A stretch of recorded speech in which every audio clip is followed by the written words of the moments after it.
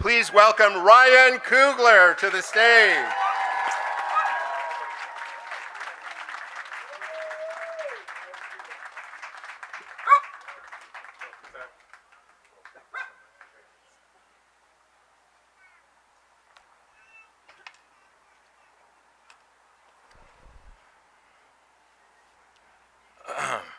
Hey, what's up, everybody?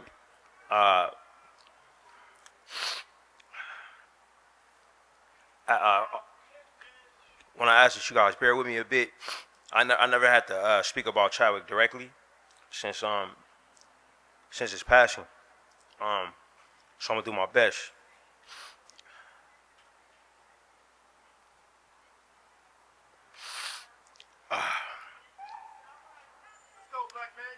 Right on. I'm good. Just struggling a bit.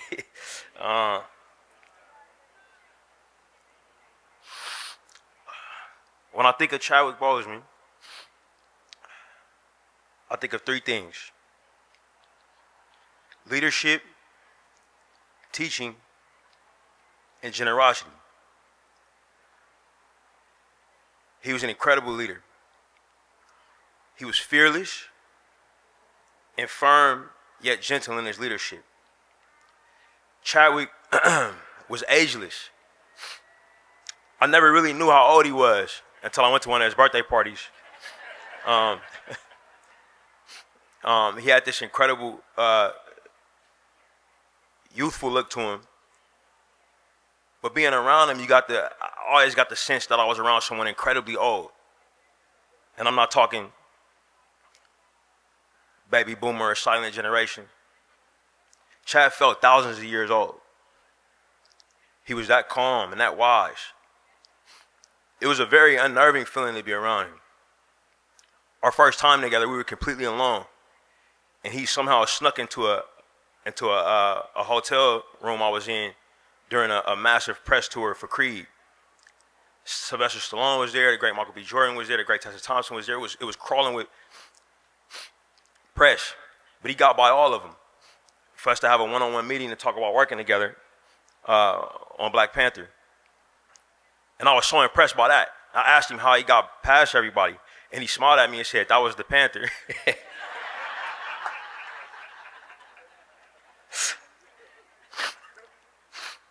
didn't know what to make of him.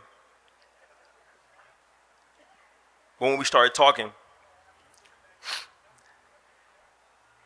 he quickly shared with me that he felt that he could say things to me that he couldn't say to other people in the industry. And I cut him off and told him that I felt the same way. But when you're around Chadwick, you think about old sayings and phrases that maybe older people taught you in life. I often think about a phrase my father told me when it comes to his leadership style. My dad would always say, "More is caught than taught." Meaning, if you sit somebody down and try to teach them a lesson or show them how to do something, maybe they hear it, maybe they won't.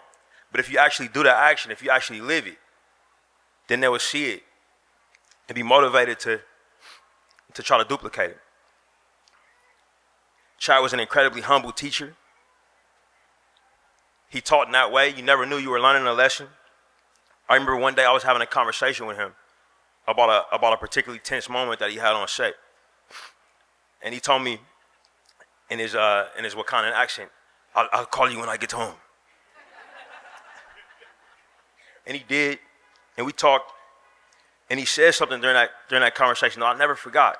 He said something happened, and he said, "Ryan, when this happened, I had to really manage my emotions and take a step back." I never forgot that. I never heard these words said together, manage your emotions. And I'll tell you guys right now, I'm a father of 3 kids, and my wife Zenji can attest to you. I say this to my children every day.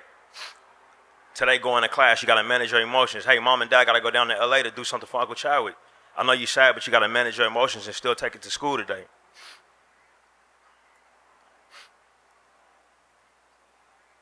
The biggest pillar of Chad, even in comparison to his incredible leadership and his teaching, was his generosity. He was so generous. The very act of us meeting was an incredible gift in my life, but he was generous to other actors. This man who already was casted as the Black Panther. He came to every single audition and every single callback that I asked him to come to. Sometimes he would be busy and we would schedule one and he'll race across town and read across the other actors. He would come to every rehearsal. He even worked with the actor that was portraying him in a childhood role. He was incredibly generous with his time on set. Even though he was going through what he was going through, he would do his own stunts. He would be there for off-camera dialogue readings. It was incredible. But in all this generosity, Chad only gave me one physical gift. I don't know if Nate Moore is here. You got yours, bro? You got it? Not here. When we wrapped the movie, Black Panther, and I was convinced this movie was not going to work.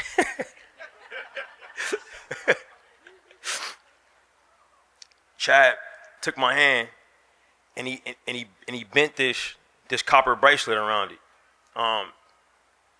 Check out Chad's brothers. His hands were massive. If you see his big bro Derek, his hands is about the same size. But he took both hands. It was like a vice grip. You know what I mean?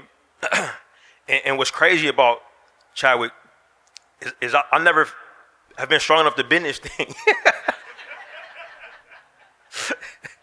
I actually thought I misplaced it and looked for it frantically after he died.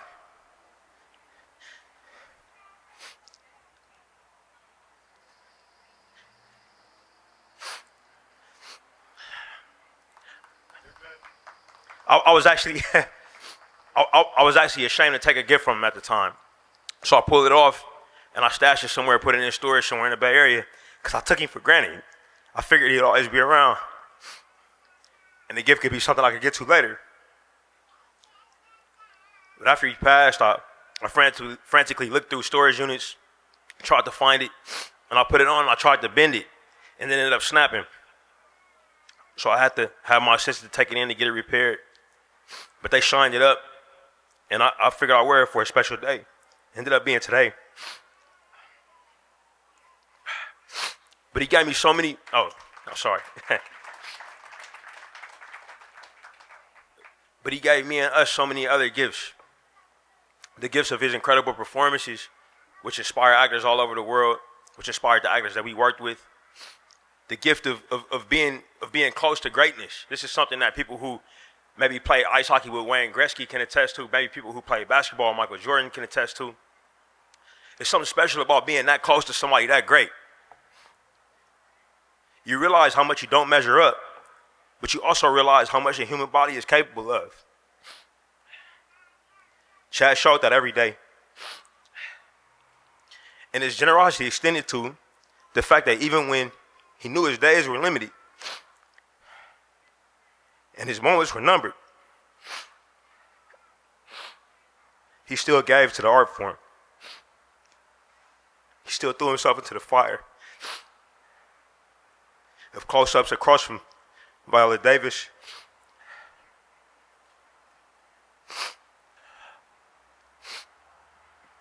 of uplifting the beautiful dialogue of our ancestors, of dedicating his time to his alma mater at Howard University.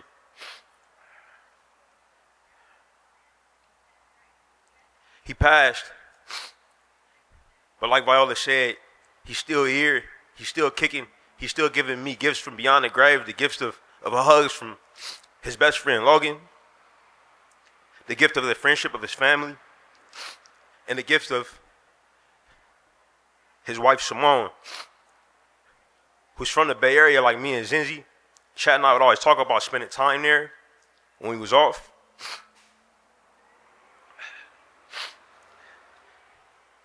And I wrap it up with this last physical gift. One day I get a call from Simone, and she says, "Hey, I want to drop by and come see you and Zinzi." She came by our house in Oakland, and she had a bag of books. Not everybody knows this about me, but I love books. She said these were from Chadwick's collection, and he didn't give me any specific ideas of what to do with these, but his spirit was on my heart, and he thought that these books would be for you. And every single book ended up being something that I needed. One of the books was actually a conversation that I had with Chadwick when I was looking for action words for actors on set, it was just a glossary of action words for actors. I took that book with me when we made Sinners, and I kept it with me every day. We'll make sure that I opened it.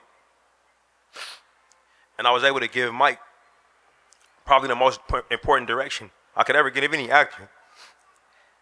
When he was working on playing these twins with this dialect that was challenging, I looked to him and said, what would Chadwick do? Chadwick would stay in accent on set all day. Chadwick would uplift the other actors. And Mike looked at me and nodded and said he got it. We continue to carry him with us. Chadwick's a star, deserving of a star on the Walk of Fame. But he was also our most incredible jewel. He reflected light, he refracted it. And when he did, he showed the greatness of our people and the universe of our shared humanity. Thank you, Chad.